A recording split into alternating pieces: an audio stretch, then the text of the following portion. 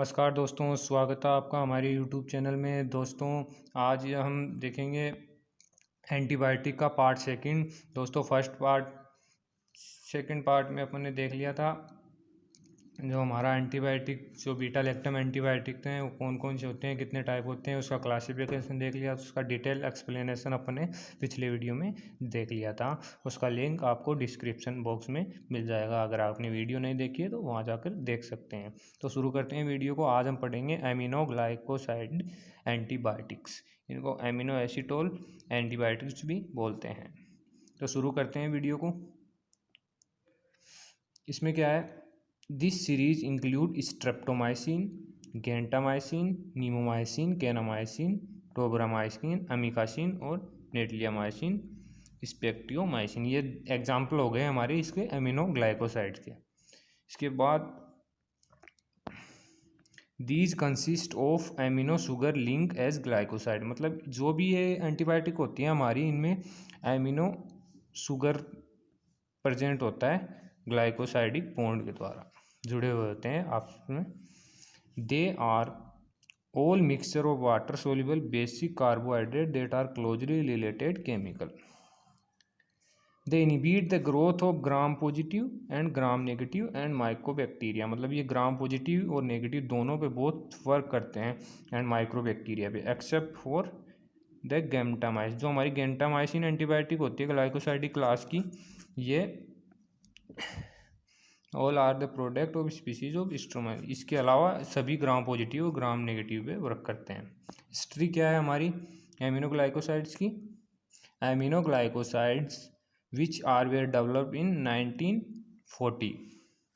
Some of the oldest antibiotic used to treat serious infection caused by gram-negative and some gram-positive bacteria. The earliest aminoglycoside originated from किस से? Streptomyces, स्ट्रेप्टोमोनोस्पोरा।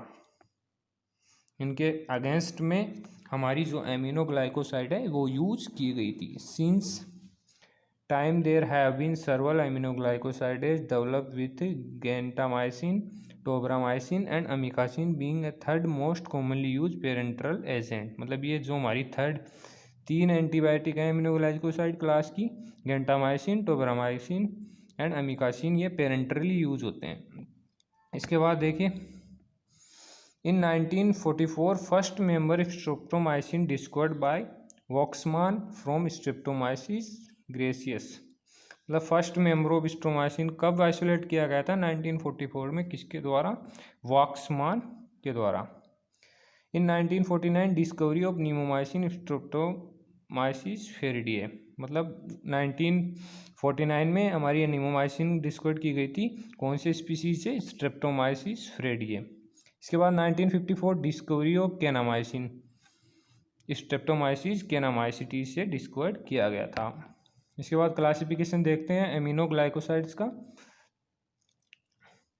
दो type से derive किया गया इसको, systemic और topical.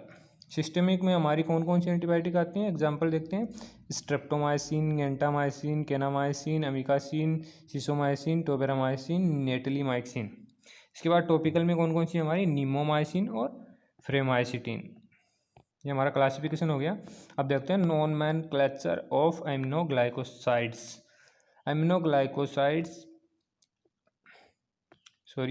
Aminoglycoside that are derived from bacteria of Streptomyces genus and named with the suffix mycin. मतलब इन सभी में जो भी एंटीबायोटिक आएंगे एमिनोग्लाइकोसाइड क्लास की, इनके एंड में माइसिन वर्ड जुड़ा हुआ होगा। Where those that are derived from micromonospora are named with suffix mycin. However, this nomenclature system is not suffix for aminoglycosides. मतलब जो भी हमारी एमिनोग्लाइकोसाइड क्लास की ड्रग होंगी ये सभी के लिए ये हमारा नोमेनक्लेचर सफिक्स नहीं होगा, सबके लिए अलग अलग होगा। And so appearance of this set of suffix does not imply common mechanism of action.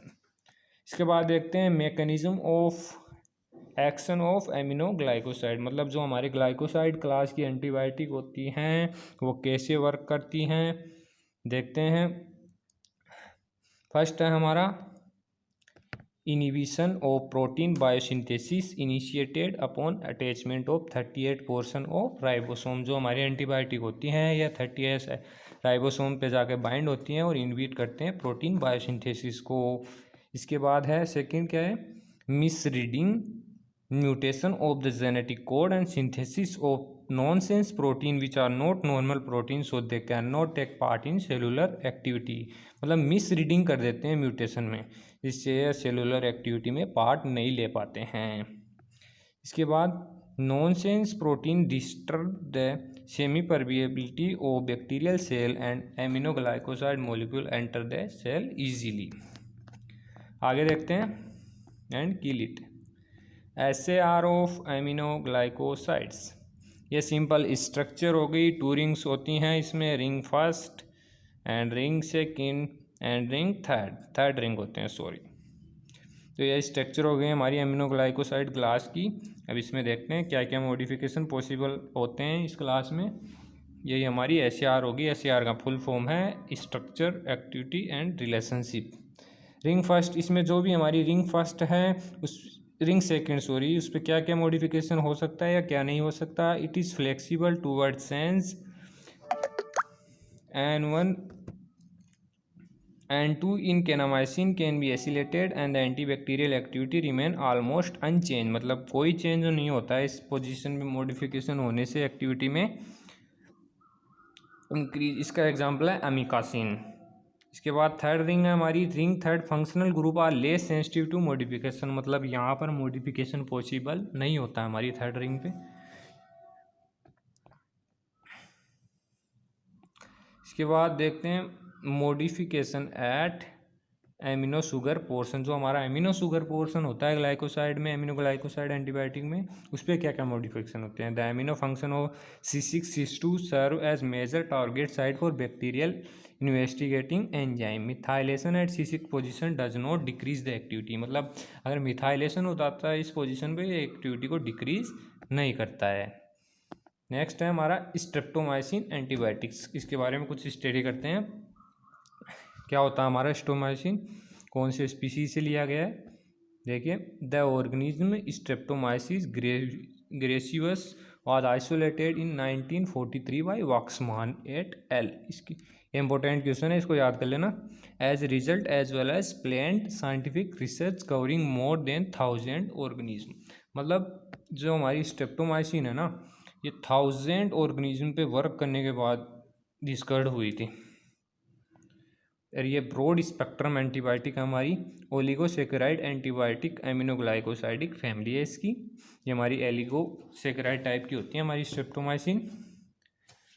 First effective treatment against mycobacterium tuberculosis, also effective against some gram positive bacteria. मतलब फर्स्टली हमारी streptomycin है जो हमारी टीबी होती है उसके, वो जो भी बैक्टीरिया होता है टीबी का, उसके खिलाफ यूज़ की गई थी। It is a protein synthesis inhibitor. जो हमारी एंटीबायोटिक है प्रोटीन के सिंथेसिस को इनिबिट कर देती है। ये स्ट्रक्चर हो गई सिंपल स्ट्रक्चर ऑफ स्ट्रेप्टोमाइसिन। इसमें भी 3 रिंग होती हैं। ये हमारी एमिनो शुगर रिंग हो गई लास्ट में, और फर्स्ट हो गई हमारी साइक्लोहेक्सेन रिंग। बीच में एक पेंटोज रिंग है। इसके बाद इसका मैकेनिज्म हो गया, पहले हमने अपनी क्लास का मैकेनिज्म ऑफ एक्शन देखा था, अब हम देखेंगे स्ट्रेप्टोमाइसिन का। स्ट्रेप्टोमाइसिन कैसे वर्क करता है हमारा। Streptomycin is a protein synthesis inhibitor. Main इनका हो गया प्रोटीन सिंथेसिस इनिबिटर होते हैं। अब कैसे करते हैं प्रोटीन सिंथेसिस का इनिबिट, ये हमारे 30S सब यूनिट होती है ना रिबोसोम की, वहाँ जाकर बाइंड हो जाते हैं, जिससे हमारा प्रोटीन सिंथेसिस नहीं हो पाता है, जिससे बैक्टीरिया आगे ग्रोथ नहीं करता है। सेकेंड नंबर है interfering with the binding of formyl methanol tRNA of 30S सब यूनिट। इससे भी हमारा जो बैक्टीरिया है ग्रो नहीं कर पाएगा। SAR देखते हैं हमारी स्ट्रेप्टोमाइसिन की। Modification at S streptose portion of streptomycin has been extensively studies. मतलब S स्ट्रेप्टोड पोजीशन पे मॉडिफिकेशन पॉसिबल होता है। इसके बाद second oxidation of aldehyde group to a सच्ची base derivative result in inactive at analog. मतलब यहाँ पर अगर ऑक्सीडेशन हो गया तो हमारा इनएक्टिव एनालॉग फॉर्म होगा और हमारी जो भी एंटीबायोटिक है ये इफेक्टिव नहीं होगी। इसके बाद थर्ड है हमारा modification of amino methyl group in glycosamine by demethylation and replaced by larger alkyl group reduce activity। मतलब ये modification होगा हमारा तो activity reduce हो जाएगी। इसके बाद देखते हैं यूज ऑफ स्ट्रेप्टोमाइसिन। क्या क्या यूज़ होते हैं हमारे, मेनली ट्यूबरक्लोसिस में फर्स्ट लाइन ड्रग के रूप में यूज़ किया जाता है स्ट्रेप्टोमाइसिन एंटीबायोटिक्स।